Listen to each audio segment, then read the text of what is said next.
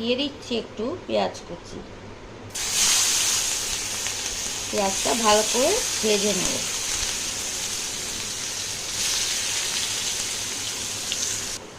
এই দেখো পেঁয়াজটা বেশ ভালো করে আমি ভেজে নিয়েছি। এবার কিন্তু দিয়ে দেব এই মশলাটা, যেটা আমি বেটেছি।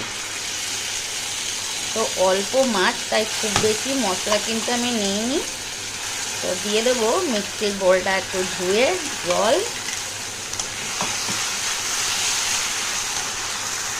তো এর মধ্যে অল্প হলুদ দেব আর অল্প নুন। তো এবার মশলাটা কষিয়ে নেব।